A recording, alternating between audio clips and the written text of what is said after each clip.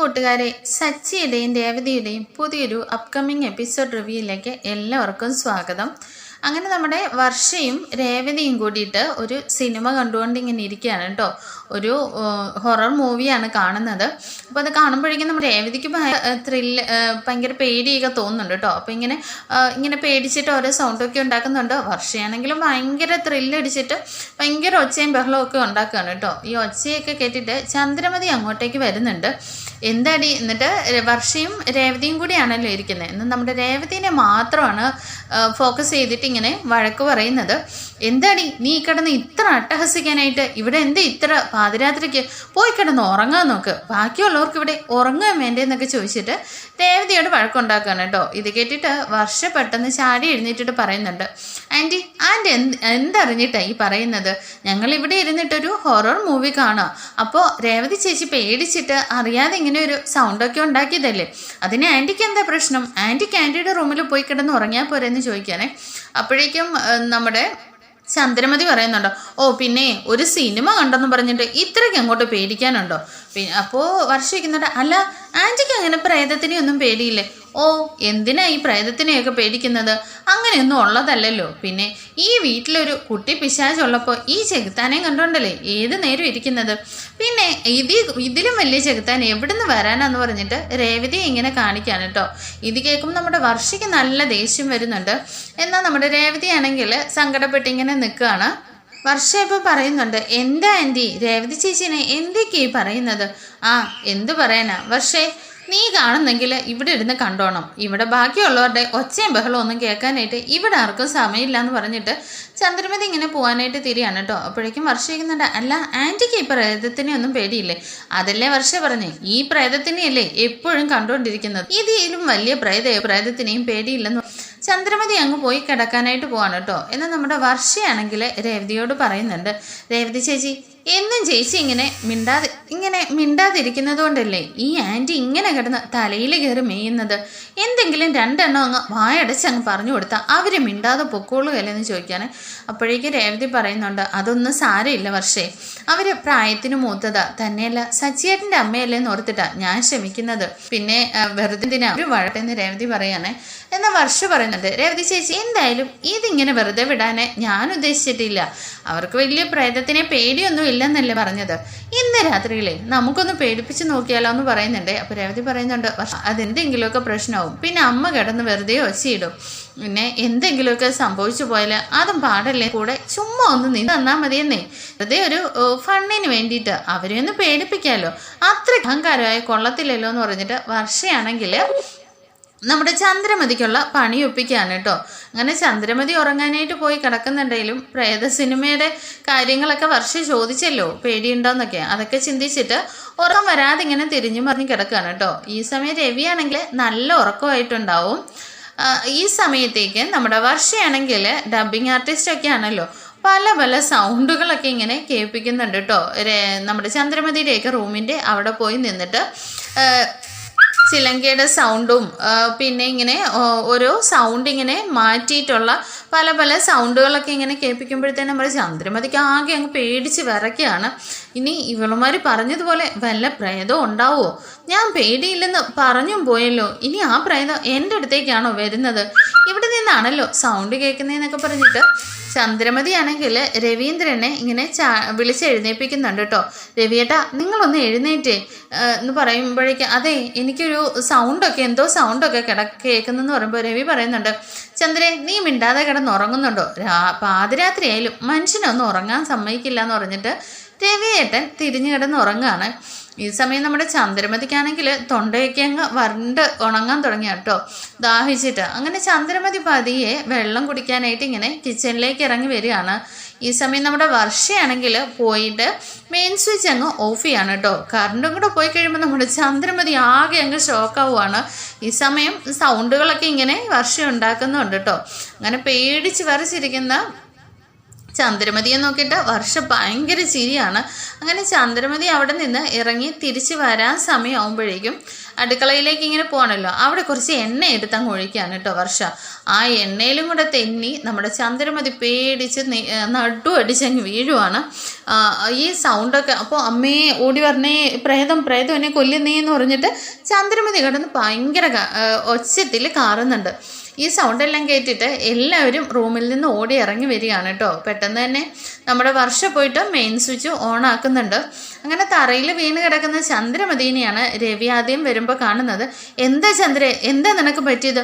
അത് രവിയേട്ട പ്രേതം പ്രേതം, ഈ വീട് മൊത്തം പ്രേതമാണെന്ന് പറഞ്ഞിട്ട് ചന്ദ്രമതിക്ക് പെട്ടെന്നൊരു സ്വയബോധം ഇല്ലാതെ ഇങ്ങനെ പോവാണ് കേട്ടോ. ആകെ പേടിച്ച് വരണ്ടിട്ട്, ചന്ദ്ര നീ എന്താ ഈ പറയുന്നത്? നീ ഉറക്കത്തിൽ വല്ല എഴുന്നേറ്റ് നടന്നോ? ഇല്ല രവിയേട്ടാ, ഞാൻ കണ്ടതാ, ഞാൻ ഇവിടെ മൊത്തം പ്രേതവാ, ഞാൻ വെള്ളം കുടിക്കാൻ വേണ്ടി വന്നാന്ന് പറയുമ്പോഴത്തേക്കിനും രാത്രിയിൽ നീ വെള്ളം കുടിക്കാൻ വേണ്ടി ഇറങ്ങി വന്നു, അപ്പോൾ ഇവിടെ എന്തോ വീണ് കിടന്നതിൽ തെന്നി വീണതാണ് ചന്ദ്രേന്ന് എന്ന് പറയുമ്പോൾ ചന്ദ്രമതി സമ്മതിക്കുന്നില്ല കേട്ടോ. അല്ല രവിയേട്ടാ, എന്നെ പ്രേതം പിടിച്ച് തള്ളിയതാന്ന് പറയാണ്. അങ്ങനെ സുതിയൊക്കെ ഇങ്ങനെ വന്നിട്ട് എന്താ അമ്മേ എന്താ, ഞാൻ എന്നെ പ്രേതം പിടിച്ച് തള്ളിയടാന്ന് പറഞ്ഞു. പ്രേതമോ എന്ന് പറഞ്ഞിട്ട് സുതി ഇങ്ങനെ വന്ന് നോക്കുകയാണ് കേട്ടോ. അമ്മേ ദേ ഇവിടെ എണ്ണയല്ലേ കിടക്കുന്നത്, അമ്മ എന്നെ തെന്നി വീണതാ, അല്ലെങ്കിൽ തന്നെ ഈ കാലത്ത് എവിടുന്ന് അമ്മ പ്രേതത്തെയൊക്കെ ആരാ വിശ്വസിക്കുന്നതെന്ന് ചോദിച്ചിട്ട് എല്ലാവരും ഇങ്ങനെ ചന്ദ്രമതിയെ നോക്കിയിട്ട് ചിരിക്കുകയാണ് കേട്ടോ. ചന്ദ്രമതിക്കാണെങ്കിൽ വർഷയുടെയും രേവതിയുടെയും മുഖം കൂടി കാണുമ്പോൾ ആകെ അങ്ങ് നാണിച്ച് ചമ്മി പോകുന്നുണ്ട്. എന്നാൽ നമ്മുടെ ചന്ദ്രമതിക്കാണെങ്കിൽ ഒട്ടും അങ്ങോട്ട് വിശ്വാസം ഇല്ല കേട്ടോ. ഇവിടെ എങ്ങനെ എണ്ണ വരാനാ, എന്തായാലും ഇത് പ്രേതം തന്നെ തള്ളിയതാന്ന് പറഞ്ഞിട്ട് ചന്ദ്രമതി ആകെ വിയർത്തൊലിച്ചൊക്കെ ഇരിക്കുകയാണ് കേട്ടോ. അങ്ങനെ രവിയാണെങ്കിൽ ചന്ദ്രമതിയെ പതുക്കെ പിടിച്ചുകൊണ്ട് പോയിട്ട് അവിടെ ഇരുത്തുന്നുണ്ട്. അപ്പോഴേക്ക് രവി പറയുന്നുണ്ട്, ചന്ദ്രേ നീ കരുതുന്ന പോലെയൊന്നും പ്രേതവും ഭൂതവും ഒന്നും ഇല്ല, ഇവിടെ ദേ ആരോ എണ്ണ എന്തോ വീണതായിരിക്കും, അതിൽ തന്നെയാണ് നീ വീണേന്ന് പറയുമ്പോൾ ഓ എണ്ണയോ, അപ്പോൾ അവൾ തന്നെയാ ആ രേവതി, എന്നെ വീഴ്ത്താൻ വേണ്ടിയിട്ടായിരിക്കും അവൾ എണ്ണ അറിഞ്ഞുകൊണ്ട് എടുത്ത് ഒഴിച്ചെന്ന് പറഞ്ഞിട്ട് രേവതിനെ വായി തോന്നുന്ന എല്ലാം ഇങ്ങനെ ചന്ദ്രമതി വിളിച്ച് പറയാണ് കേട്ടോ. അപ്പോഴേക്കും ദേ അമ്മേ കുറേ നേരം ഞാൻ ക്ഷമിക്കുന്നു, ഇനി അമ്മ എന്നെ ആവശ്യമില്ലാത്തത് മാത്രം പറയരുത്, ഞാൻ അമ്മയെ എണ്ണ ഒഴിച്ച് വീഴ്ത്തിയിട്ടും ഇല്ലെന്ന് പറഞ്ഞിട്ട് രേവതി ദേഷ്യപ്പെടുകയാണ്. അപ്പോഴേക്കും ചന്ദ്രമതി വീണ്ടും പറയുന്നുണ്ട്, കണ്ടോ രവിയേട്ടാ, അവള് കള്ളി ഉള്ളത് പറയുമ്പോൾ കള്ളിക്ക് തുള്ളുവെന്ന് കേട്ടിട്ടില്ലേ, അത് തന്നെ ഇപ്പം ഇവിടെ സംഭവിക്കുന്നത്. അയ്യോ ഞാൻ രാത്രി വെള്ളം കുടിക്കാൻ വരുമെന്ന് ഇവക്കറിയായിരുന്നു, ഇവൾ അറിഞ്ഞുകൊണ്ട് തന്നെ ഞാൻ മുമ്പേ ഇവളെ വഴക്ക് പറഞ്ഞിട്ട് പോയതിൻ്റെ ദേഷ്യത്തിന് എണ്ണ ഒഴിച്ച് എന്നെ വീഴ്ത്തിയതാണെന്ന് പറയാണ് കേട്ടോ. അങ്ങനെ രേവതിനെ ഇങ്ങനെ ഓരോന്ന് പറഞ്ഞുകൊണ്ടിരിക്കുമ്പോഴേക്കും വർഷ ഇടയിൽ കയറി പറയുന്നുണ്ട്, ദേ ആൻറ്റി രേവതി ചേച്ചിനെ കുറ്റം പറയണ്ട, അവിടെ എണ്ണ ഒഴിച്ചത് ഞാനാന്ന് പറയാനേ. ഇവിടേക്ക് രവി ചോദിക്കുന്നുണ്ട്, എന്താ വർഷം നീ പറയുന്നത്? അതേ അങ്കിൾ, ആൻറ്റിക്ക് ഇച്ചിരി അഹങ്കാരം കൂടുതലായിരുന്നു, ഇവിടെ വന്നിട്ട് രേവതി ചേച്ചിനെ എന്തൊക്കെയാ പറഞ്ഞെന്നറിയോ, എന്നിട്ട് പ്രേതത്തെ പേടിയില്ലെന്ന് പറഞ്ഞിട്ട് കളിയാക്കിയിട്ട് പോയവരാ, ഇപ്പോഴേ പ്രേതത്തെ പേടിച്ചിട്ട് ഇവിടെ കിടന്ന് തുള്ളി ചാടുന്നത് ഞങ്ങൾ കണ്ടതാ, അങ്ങനെയാ എണ്ണയിൽ തന്നെ വീണത്, അല്ലാതെ രേവതി ചേച്ചിനെ ആരും ഒന്നും പറയണ്ടെന്ന് വർഷ പറയുന്നുണ്ട് കേട്ടോ. അപ്പോഴേക്ക് രവിക്ക് നല്ല ദേഷ്യം വരുന്നുണ്ട്. എന്താ വർഷം നീ പറയുന്നത്? ഇതാരെന്നറിയാവോ? നീ എണ്ണ ഒഴിച്ച് നടുവടിക്കാനും മാത്രം ഇവള് നിങ്ങളുടെ കളിപ്പിള്ളയാണോ എന്ന് ചോദിക്കുമ്പോൾ അതെ അങ്കിള് അത് ആൻറ്റിയോടും കൂടി ഒന്ന് പറഞ്ഞു കൊടുക്കണം, ഈ രേവതി ചേച്ചി ഇവിടെ നിൽക്കുന്നത് ഒരു പാവയല്ല ഒരു മനുഷ്യനാണെന്ന്, അതും ഈ വീട്ടിലെ സച്ചിയൻ്റെ ഭാര്യയാണെന്ന്, ആ ഒരു പരിഗണന ഈ വീട്ടിൽ ആരെങ്കിലും രേവതി ചേച്ചിക്ക് കൊടുക്കുന്നുണ്ടോ എന്ന് ചോദിക്കുകയാണെ. അപ്പോഴേക്കും പെട്ടെന്ന് തന്നെ എല്ലാവരും ഇങ്ങനെ നിശബ്ദമായിട്ട് നിൽക്കുകയാണ്. രവിക്കും മറുപടി ഇല്ല കേട്ടോ. അപ്പോഴേക്കും വർഷ പറയുന്നുണ്ട്, എന്താ അങ്കിൾ ഒന്നും മറുപടി പറയുന്നില്ലല്ലേ? അങ്കിളിന് ആൻറ്റിയെ പേടിയാണ്, അതുകൊണ്ടല്ലേ ആൻറ്റി എന്തൊക്കെ ചെയ്താലും എന്തൊക്കെ പറഞ്ഞാലും ഒന്നും മിണ്ടാതെ നിൽക്കുന്നതെന്ന് ചോദിക്കുന്നുണ്ട്. അപ്പോഴേ രവി പറയുന്നുണ്ട്, പക്ഷേ അതൊക്കെ വിട്, ഇപ്പോഴത്തെ കാര്യം ഇത് നിൻ്റെ ഭർത്താവിൻ്റെ അമ്മയാണ്, ഇവ എന്തെങ്കിലും സംഭവിച്ചു പോയിരുന്നെങ്കിൽ ആരേതിന് സമാധാനം പറയാന്ന് ചോദിക്കാനേ. അപ്പോഴേക്കും ഇവർക്ക് എന്ത് സംഭവിക്കാനാ, ഒരിച്ചിരി എണ്ണയിൽ തന്നെ വീണമെന്നല്ലേ ഉള്ളൂ, ഇച്ചിരി അഹങ്കാരം അങ്ങ് കുറഞ്ഞോളൂ, വേറൊന്നും സംഭവിക്കാൻ പോകുന്നില്ലെന്നിങ്ങനെ വർഷ പറയുന്നുണ്ട്. ഈ സമയം രവിയാണെങ്കിൽ രേവതിയുടെ അടുത്ത് നേരെ തിരിഞ്ഞിട്ട് ചോദിക്കുന്നുണ്ട്, മോളെ രേവതി നീയും കൂടി അറിഞ്ഞുകൊണ്ടായിരുന്നു ഇങ്ങനെ ചെയ്തത്? അച്ഛാ അത് ഞാനൊന്നും ചെയ്തിട്ടില്ല, ഞാൻ വർഷയോട് പറഞ്ഞതാ എണ്ണ ഒഴിക്കണ്ട എന്ന്, അത് വർഷ കേട്ടില്ല, പിന്നെ ഇത്രയും നന്നായിട്ട് വീഴുമൊന്നും കരുതിയില്ല എന്ന് പറയാൻ. കണ്ടോ രവിയേട്ടാ, ഇവളും കൂടി ഒത്തിട്ടാ, വർഷ ഒന്നും ആയിരിക്കില്ല, വർഷയെ കൊണ്ട് അവളെ തന്നെ ചെയ്യിപ്പിച്ചതായിരിക്കുമെന്ന് പറയാണ് കേട്ടോ. അപ്പോഴേക്കും കണ്ടോ കണ്ടോ അങ്കിൾ, ഞാൻ ചെയ്തതാണെന്ന് സമ്മതിച്ചിട്ട് പോലും ആൻറ്റിക്ക് രേവതി ചേച്ചീനെ പറയാനായിട്ട് ഇഷ്ടം. രേവതി ചേച്ചിക്ക് ഓരോരോ കുറ്റം നോക്കിയിരിക്കുകയെന്ന് പറയാനേ. അപ്പോഴേക്കും ചന്ദ്രമതിക്ക് ഭയങ്കര ദേഷ്യം വരുന്നുണ്ട്. ചന്ദ്രമതി ശ്രീകാന്തിനെ നേരെ തിരിഞ്ഞിട്ട് പറയുന്നുണ്ട്, എടാ കണ്ടോ, നിന്റെ കെട്ടിയോൾ എനിക്ക് വെച്ച് എന്നെ നടു ഒടിച്ച് വീഴ്ത്തിയിരിക്കുന്നു. ഒറ്റ മോളല്ലേന്ന് ഓർത്ത് തന്തയും തള്ളയും കൊഞ്ചിച്ച് വളർത്തിയെന്നും പറഞ്ഞിട്ടേ ആ അഹങ്കാരം ഇവിടെ വന്ന് കാണിക്കണ്ടെന്ന് പറഞ്ഞിട്ട് വർഷയെ പറയാണ് കേട്ടോ. ശ്രീകാന്ത് ആണെങ്കിൽ അത് വർഷേ നീ എന്തു പണിയാ കാണിച്ചത്? അതെ ശ്രീകാന്തെ, ഞാൻ മറുപടി പറഞ്ഞു കഴിഞ്ഞില്ലേ, അത്രേ ഉള്ളൂ എന്ന് വർഷ പറഞ്ഞിട്ട് വർഷ ഇങ്ങനെ കൂളായിട്ട് നിൽക്കുകയാണ്. അങ്ങനെ ചന്ദ്രമതി ആണെങ്കിൽ ഇങ്ങനെ മനസ്സിൽ വിചാരിക്കുന്നുണ്ട് കേട്ടോ, എന്തായാലും ആ മഹിമയെ കണ്ടിട്ട് മോളെക്കുറിച്ച് രണ്ടെണ്ണം പറയണമല്ലോ. പണം ഉണ്ടെന്നും പറഞ്ഞിട്ട് ഇവളൊക്കെ ഇത്രയ്ക്കങ്ങ് അഹങ്കാരം കാണിക്കാൻ പാടുണ്ടോ എന്നൊക്കെ പറഞ്ഞിട്ട് ചന്ദ്രമതി ഇങ്ങനെ മനസ്സിൽ പെറുപെറുത്തുകൊണ്ട് പോവുകയാണ് കേട്ടോ. എന്നാൽ നമ്മുടെ വർഷയാണെങ്കിൽ കൂളായിട്ട് അങ്ങ് കയറി പോകുന്നുണ്ട്. പിറ്റേ ദിവസം രാവിലെ തന്നെ ചന്ദ്രമതി അമ്പലത്തിൽ പോകുന്നുണ്ട്. അവിടെ വെച്ച് നമ്മുടെ മഹിമയെ കണ്ടുമുട്ടുന്നുണ്ട്. അങ്ങനെ മഹിമ വരുന്നത് കാണുമ്പോഴേക്കും ചന്ദ്രമതിക്കാണെങ്കിൽ വർഷ ചെയ്തതൊക്കെ നല്ല ഓർമ്മയിൽ വരികയാണ് കേട്ടോ.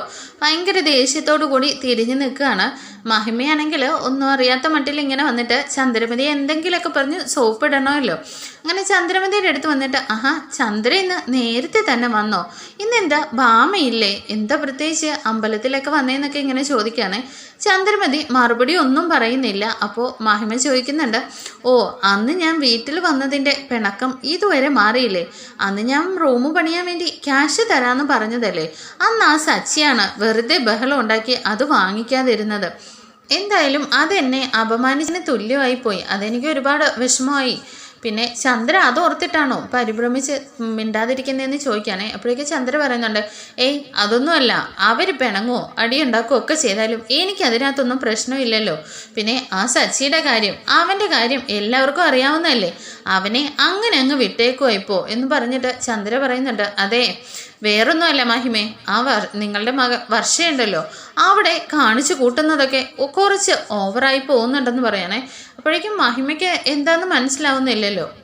മഹിമ അപ്പോൾ ചോദിക്കുന്നുണ്ട്, എന്താ ചന്ദ്രേ, ചന്ദ്ര പറഞ്ഞതിന് എന്തെങ്കിലും എതിർത്ത് നിന്നോ, അതോ അവൾ എന്താ ചെയ്തതെന്ന് എന്നോട് പറയാന്ന് പറയണേ. എന്തായാലും മഹിമ അവളെ ഒന്ന് ഉപദേശിക്കണം. അവളുടെ സ്ഥാനത്തെ ആ രേവതി എങ്ങാനുമാണ് ഇതൊക്കെ ഒപ്പിച്ചു വെച്ചിരുന്നതെങ്കിൽ ഇനി അവൾ ആ വീട്ടിൽ പോലും കാണില്ലായിരുന്നു. അത്രയ്ക്ക് പണിയാ ഒപ്പിച്ചു വെക്കുന്നത്. എന്തെങ്കിലും വാഗൊണ്ട് പറഞ്ഞിരുന്നായിരുന്നെങ്കിൽ പിന്നെയും ക്ഷമിക്കാം. പിന്നെ അവളോടും ശ്രുതിയോടും ഒക്കെ എനിക്ക് ഇച്ചിരി ഇഷ്ടം കൂടുതലായിപ്പോയി. അതുകൊണ്ട് ഞാൻ കൂടുതലൊന്നും പറയാൻ നിന്നില്ല എന്ന് പറഞ്ഞിട്ട് ചന്ദ്രമതിക്ക് നല്ല ദേഷ്യവും വരുന്നുണ്ട്. മഹിമ ചോദിക്കുന്നുണ്ട്, അല്ല ചന്ദ്രേ അവൾ എന്താ ചെയ്തതെന്ന് പറ. അതെ ചെയ്തതോ, അവൾ ഇന്നലെ രാത്രി എന്നെ കൊല്ലാൻ നോക്കി. കൊല്ലാൻ നോക്കിയെന്നോ?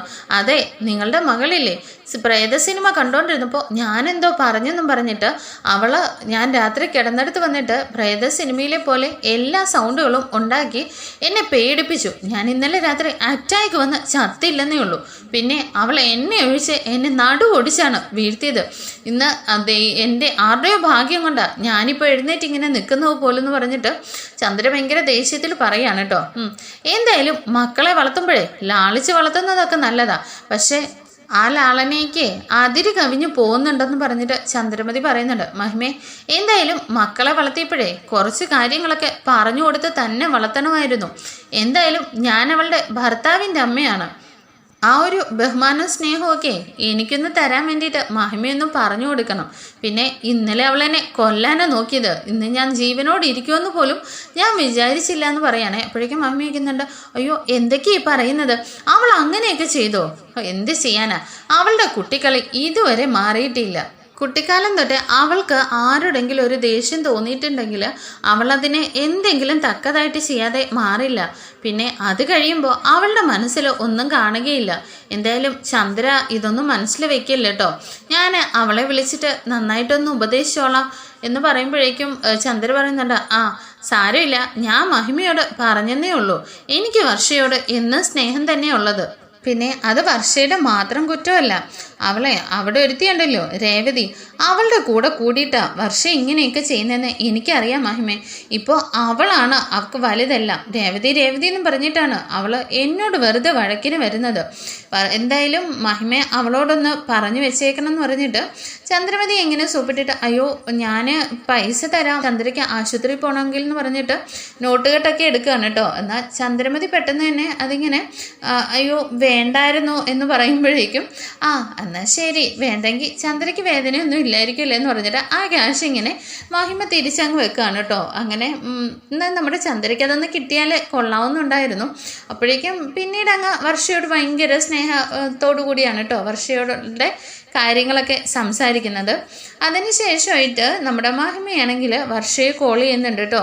എന്താ വർഷേ, നീ എന്താ ഇന്നലെ രാത്രി അവിടെ ഉണ്ടാക്കിയ പുകിലെന്ന് ചോദിക്കുമ്പോഴേക്കും, നീ ഇന്നലെ അവരെ എണ്ണ ഒഴിച്ച് വീഴ്ത്താൻ നോക്കിയെന്നോ പേടിപ്പിക്കാൻ നോക്കിയെന്നോ ഒക്കെ കേട്ടല്ലോ, എന്തിനാ അങ്ങനെയൊക്കെ ചെയ്തേന്ന് ചോദിക്കുമ്പോഴേക്കും, അതെ ചെയ്തെങ്കിൽ കണക്കായിപ്പോയി അമ്മയായിട്ട് അവരതെല്ലാം പറഞ്ഞു, അവർക്ക് ഇച്ചിരി അഹങ്കാരം കൂടുതലാണ് എന്ന് പറയുമ്പോഴേക്കും മഹിമ പറയുന്നുണ്ട്, അത് വർഷേ നീയും ശ്രുതിയും വലിയ വീട്ടിൽ നിന്ന് വന്ന പെണ്ണായതുകൊണ്ട് മാത്രമാണ് അവർ നിന്നെ അംഗീകരിക്കുന്നത്. അല്ലെങ്കിൽ നിന്റെ സ്ഥാനവും ആ രേവതിയുടേത് പോലെ തന്നെയാവും. പിന്നെ നീ ആ രേവതിയുടെ പുറകെ നടന്ന് വെറുതെ എല്ലാവരുടെയും സ്നേഹം കളയണ്ട. അവളുടെ കൂടെ കൂടിയിട്ട് നീ ഇങ്ങനെയൊക്കെ ആവുന്നതെന്ന് പറയണേ. അപ്പോഴേക്കും വർഷ പറയുന്നുണ്ട്, ദേ അമ്മയും കൂടിയിട്ട് രേവതി ചേച്ചിനെ ഒന്നും പറയണ്ട. ഏത് നേരവും ആൻറ്റിയും വെറുതെ രേവതി ചേച്ചിനെ ഓരോന്ന് പറയും. അത് കേട്ടിട്ട് എനിക്ക് നല്ല ദേഷ്യം വന്നു. അതുകൊണ്ടാണ് ഞാൻ അങ്ങനെ ചെയ്തത്. പിന്നെ ഞാനും രേവതി ചേച്ചിയും തമ്മിൽ ഒരു വ്യത്യാസം ഉണ്ടെന്ന് എനിക്ക് ഇതുവരെ തോന്നിയിട്ടില്ല. രേവതി ചേച്ചിക്ക് ഇച്ചിരി കാശ് കുറവെന്നല്ലാതെ വേറെ എന്തിൻ്റെ കുറവാണ് രേവതി ചേച്ചിക്കുള്ളത്? അതുപോലൊരു ചേച്ചിയെ കിട്ടിയതിൽ ഞാൻ എന്നും ഭാഗ്യം ചെയ്തിട്ടുണ്ടെന്നൊക്കെ വർഷ പറയാണ് കേട്ടോ. അങ്ങനെ രേവതിനെ പുകഴ്ത്തുന്നത് നമ്മുടെ മഹിമയ്ക്ക് നല്ല ദേഷ്യം തോന്നുന്നുണ്ട്. അങ്ങനെ മഹിമ കുറേ സംസാരിച്ച് കഴിയുമ്പോഴേക്കും വർഷ ലാസ്റ്റ് കൺവിൻസ് ആവുന്നുണ്ട് കേട്ടോ. ഇല്ലമ്മേ, എന്തായാലും ഇനി അവരെന്നെ ചൊറിയാൻ വന്നല്ലല്ലേ, ഞാൻ അങ്ങോട്ട് പോയി അവരെ ഒന്നും ചെയ്യില്ല എന്ന് പറഞ്ഞിട്ട് ഫോൺ കട്ട് ചെയ്യാണ് കേട്ടോ. അതിനുശേഷമായിട്ട് പിന്നെ നമ്മുടെ വർഷയ്ക്കാണെങ്കിൽ ചന്ദ്രമതിയോട് ഓരോ ദിവസം ചെല്ലും തോറും ദേഷ്യവും ഇഷ്ടക്കേടും കൂടിക്കൂടി വരികയാണല്ലോ. അങ്ങനെ നമ്മുടെ വർഷയ്ക്ക് ഒരു പാഴ്സൽ വരുന്നുണ്ട്. അങ്ങനെ ആ പാഴ്സൽ കാണുമ്പോഴേ ചന്ദ്രമതി അങ്ങ് ഭയങ്കരമായിട്ട് ഇങ്ങനെ കണ്ണു തള്ളി നിൽക്കുകയാണ് കേട്ടോ. ഇത് വർഷയ്ക്കുള്ള പാഴ്സലാണല്ലോ, ഞാനൊന്ന് പൊട്ടിച്ച് കാണട്ടെ എന്ന് പറഞ്ഞിട്ട് ഭയങ്കരമായിട്ട് പൊട്ടിക്കാൻ തുടങ്ങുന്നുണ്ട്. ഈ സമയം രവി അത് വിലക്കുന്നുണ്ട് കേട്ടോ. ചന്ദ്രേ, നീ അത് അവർക്ക് വന്ന പാഴ്സലല്ലേ, അത് അവർ പൊട്ടിച്ചോളൂ, നീ എന്തിനാ അതിനകത്തൊക്കെ കിള്ളി നോക്കാൻ പോകുന്നത്? അതെ, വർഷയ്ക്ക് വന്നതല്ലേ, എന്തായാലും ഇതിനകത്ത് എന്താണെന്ന് ഞാനും കൂടി അറിയണ്ടേ രവിയേട്ടാ എന്ന് പറഞ്ഞിട്ട് ചന്ദ്രമതി അത് പൊട്ടിക്കാണ് കേട്ടോ. എന്നാൽ ഇത് കണ്ടുകൊണ്ടാണ് നമ്മുടെ വർഷ ഇറങ്ങി വരുന്നത്. വർഷയ്ക്ക് അത് തീരെ അങ്ങോട്ട് ഇഷ്ടപ്പെട്ടില്ല. വർഷ വന്നിട്ട് ചോദിക്കുന്നുണ്ട്, എന്താ ആൻറ്റി ഒരു മാനസില്ലാതെ ഇങ്ങനെ ചെയ്യുന്നത്? എനിക്ക് വന്ന പാഴ്സൽ ആൻറ്റിയാണോ പൊട്ടിക്കുന്നതെന്നൊക്കെ. അത് വർഷയുടെ ആയതുകൊണ്ടാണ് ഞാൻ ഇതിനകത്ത് എന്താണെന്ന് നോക്കാമെന്ന് പറഞ്ഞിട്ട് പൊട്ടിച്ചാന്ന് പറഞ്ഞാൽ നമ്മുടെ ചന്ദ്രമതി ആകെ അങ്ങ് വെളുത്തു പോകുന്നുണ്ട്. ആൻറ്റി എന്തായാലും ശ്രീകാന്തിൻ്റെ അമ്മയൊക്കെ ആയിരിക്കാം, എന്നാൽ എനിക്ക് വന്ന പാഴ്സലൊന്നും വേറെ ആരും ഓപ്പൺ ചെയ്യുന്നത് എനിക്കത് ഇഷ്ടമല്ല. അത് എൻ്റെ പ്രൈവസിയെ ബാധിക്കുന്ന കാര്യമാണ്. എന്തായാലും ആൻറ്റി ഇത് കാണിച്ചത് വളരെ മോശമായിപ്പോയി എന്നൊക്കെ ഭയങ്കര സൗണ്ടിൽ വർഷ പറയുന്നുണ്ട്. ചന്ദ്രമതി അപ്പോൾ പറയുന്നുണ്ട്, വർഷേ എന്താ പറയുന്നത്? ഈ വീട്ടിൽ വന്ന പാഴ്സലല്ലേ, അത് എന്താണെന്ന് ഒന്ന് അറിയാൻ വേണ്ടിയിട്ട് ഞാൻ പൊട്ടിച്ചതേ ഉള്ളൂ എന്ന് പറയാനേ. അപ്പോഴേക്കും എന്തായാലും അത് ചെയ്യുന്നത് എൻ്റെ കാര്യം ഓപ്പൺ ആക്കി നോക്കുന്നത് എനിക്കിഷ്ടമില്ലെന്ന് പറഞ്ഞില്ലേ എന്ന് പറഞ്ഞിട്ട് വർഷ ദേഷ്യപ്പെടുകയാണ് കേട്ടോ. ചന്ദ്രമതി അപ്പോൾ പറയുന്നുണ്ട്, രവിയേട്ടാ വർഷ പറയുന്നത് കേട്ടോ, ഇവളെൻ്റെ ഇളയ മകൻ്റെ ഭാര്യയാണ്, എന്നിട്ട് ഇവൾ എന്നോട് തർക്കുത്തരം പറയുന്നത് നിങ്ങൾ കേൾക്കുന്നില്ലേ എന്ന് ചോദിക്കുമ്പോൾ രവി പറയുന്നുണ്ട്, വർഷേ എന്തായാലും അത് നീ പറഞ്ഞത് മോശമായിപ്പോയി. വർഷ ഈയിടെയായിട്ട് ചന്ദ്രയ്ക്ക് ഒരു സ്ഥാനവും കൊടുക്കുന്നില്ല. വർഷയുടെ ഭർത്താവിൻ്റെ അമ്മയാണെന്നുള്ള സ്ഥാനം പോട്ടെ, ഒരു പ്രായമായവരല്ലേ അന്ന് എന്നെ ഒഴിച്ച് വീഴ്ത്താൻ നോക്കി. എല്ലാം നിനക്ക് കുട്ടിക്കളിയാണ്. ഇന്നിപ്പോൾ ഈ വീട്ടിൽ വന്ന ഒരു പാഴ്സൽ ചന്ദ്ര അതൊന്നും ഓപ്പൺ ആക്കിയെന്നല്ലേ ഉള്ളൂ. അതിന് ഇത്രയായിട്ട് എല്ലാവരുടെയും മുമ്പിൽ വെച്ച് ഇങ്ങനെ കിടന്ന് ബഹളം വയ്ക്കേണ്ട കാര്യമുണ്ടോ എന്ന് ചോദിക്കുകയാണ് കേട്ടോ. ഇതോടെ കേൾക്കുമ്പോൾ നമ്മുടെ വർഷയ്ക്ക് ആകെ അങ്ങ് ഓറഞ്ഞ് തുള്ളുവാണ്. എന്താ അങ്കിൾ പറഞ്ഞത്? എനിക്ക് വന്ന പാഴ്സൽ ഇവർ പൊട്ടിച്ചു നോക്കിയിട്ട് അത് എന്നെ കുറ്റം പറയുന്നു. അങ്കിൾ എന്തൊരു രീതിയിലാണ് അങ്കിൾ സംസാരിക്കുന്നത്? ഒരല്പം മാന്യതയോട് കൂടി സംസാരിക്കുക അങ്കിള്. പിന്നെ ഇവരുടെ അടുത്താണോ ഞാൻ മര്യാദ കാണിക്കേണ്ടത്? എന്തെങ്കിലും ആൻറ്റിയുടെ സാധനമായിരുന്നു ഇപ്പോൾ എങ്കിൽ ആൻറ്റി എങ്ങനെയായിരിക്കും പെരുമാറുക? ഞങ്ങളോടൊക്കെ ആൻറ്റി എങ്ങനെയാണ് ബിഹേവ് ചെയ്യുന്നത് അങ്കിളും കണ്ടുകൊണ്ടല്ലേ ഇരിക്കുന്നത്. അന്ന് ഇവിടെ ഒരു ദിവസം ഒരു ചെറിയ കുട്ടി വന്നിട്ട് അവരുടെ കസേരയിലൊന്ന് ഇരുന്നെന്ന് പറഞ്ഞിട്ട് എന്തൊരു ബഹളം ഉണ്ടാക്കിയത്. ആ കുട്ടിയെ കരയിപ്പിച്ച് ആ കുട്ടിയുടെ വീട്ടിലെ അമ്മയും അച്ഛനെയും ഒക്കെ പറയിച്ചിട്ടല്ലേ ഇവരെ അടങ്ങിയത്. എന്നിട്ട് ഇവരെയാണോ എന്നോട് മനസ്സ് കാണിക്കാൻ അങ്കിള് പറയുന്നത്? ഇതിനെല്ലാം കാരണം അങ്കിൾ ഒറ്റയൊരുത്തനാണ്. ഈ വീട്ടിലെ എല്ലാ പ്രശ്നങ്ങളും കാരണം അങ്കിളാണ്. എന്നോട് പറയുന്ന ഈ സമയം അങ്കിളുടെ ഭാര്യ ഒന്ന് പറഞ്ഞ് നന്നാക്കിയിരുന്നെങ്കിൽ ഈ വീടിപ്പോൾ സ്വർഗം പോലെ ആയനെ. ആ സച്ചിയേട്ടനോടും രേവതി ചേച്ചിയോടും ഒക്കെ ഇവർ കാണിക്കുന്നത് അങ്കിൾ കണ്ടുകൊണ്ടല്ലേ ഇരിക്കുന്നത്. എന്നിട്ട് അങ്കിൾ ഇതുവരെയെങ്കിലും രേവതി ചേച്ചിയോട് ഇവർ കിടന്ന് ബഹളം വെക്കുന്ന സമയത്ത് ആൻറ്റിയോട് എന്തെങ്കിലും പറഞ്ഞ് അങ്കിൾ വിലക്കിയിട്ടുണ്ടോ? ഇതെല്ലാം അങ്കിളിൻ്റെ തെറ്റല്ലേ? ഇത് കേൾക്കുമ്പോൾ രവിക്ക് അങ്ങ് അപ്സെറ്റ് ആവുകയാണ് കേട്ടോ. പക്ഷേ ഞാൻ എന്ത് ചെയ്തെന്നാണ് പറയുന്നത്? അതേ അങ്കിള് കാണുന്നില്ലേ രേവതി ഈ സമയം ഈ കവർ പൊട്ടിച്ചത് ആൻറ്റിയുടെ അല്ലെങ്കിൽ രേവതി ചേച്ചി എങ്ങാണോ ചെയ്തിരുന്നെങ്കിൽ ഇവരെന്തൊക്കെ ബഹളം വെക്കുമായിരുന്നു. അത് ശരി, ഇവർക്ക് എന്തു ആകാം, മറ്റുള്ളവർ ചെയ്താൽ അത് കുറ്റമാണോ? അതൊന്നും ഒരിക്കലും ന്യായമല്ല അങ്കിളെ. പിന്നെ അങ്കിൾ ഈ സമയത്ത് ഇവരെ മര്യാദയ്ക്കൊന്ന് പറഞ്ഞു തിരുത്തിയിരുന്നെങ്കിൽ ഇവരിപ്പോൾ ഇങ്ങനെ നിന്ന് സംസാരിക്കില്ലായിരുന്നു. മറ്റുള്ള രേവതി ചേച്ചിനെയും സച്ചിയേട്ടനെയൊക്കെ ഒരുപോലെ കാണണമെന്ന്, മക്കളെ മരുമക്കളെ ഒരുപോലെ കാണണമെന്ന് അത് പറഞ്ഞനുസരിപ്പിക്കാനായിട്ട് അങ്കിളിന് കഴിയണമായിരുന്നു. അങ്കിൾ ഇങ്ങനെ വെറുതെ പെൺകോന്തനായിട്ട് ഇരുന്നാലേ ഈ കുടുംബത്തിൻ്റെ സമാധാനമല്ലേ നശിക്കുന്നത്. എന്നിട്ട് അങ്കിൾ എന്നോടാണോ ചോദ്യം ചെയ്യാൻ വരുന്നതെന്നൊക്കെ ചോദിച്ചിട്ട് വർഷ എന്തൊക്കെയോ വയൽ തോന്ന് വിളിച്ച് പറയാണ് കേട്ടോ. അങ്ങനെ ചന്ദ്രമതിയും പെട്ടെന്ന് തന്നെ അങ്ങ് വല്ലാതായി പോകുന്നുണ്ട്. രവിക്കാണെങ്കിൽ എന്ത് മറുപടി തിരിച്ചു പറയണമെന്ന് പോലും അറിയാതെ ഇങ്ങനെ ആകെ ഷോക്കായി നിൽക്കുകയാണ്. അടുത്ത എപ്പിസോഡിൽ അടുത്ത വിശേഷങ്ങളുമായി കാണും വരേക്കും താങ്ക് യു ഫോർ വാച്ചിങ്. നമ്മുടെ ചാനലൊന്ന് ലൈക്ക് ചെയ്യാനും ഷെയർ ചെയ്യാനും മറക്കല്ലേ. Thank you for watching.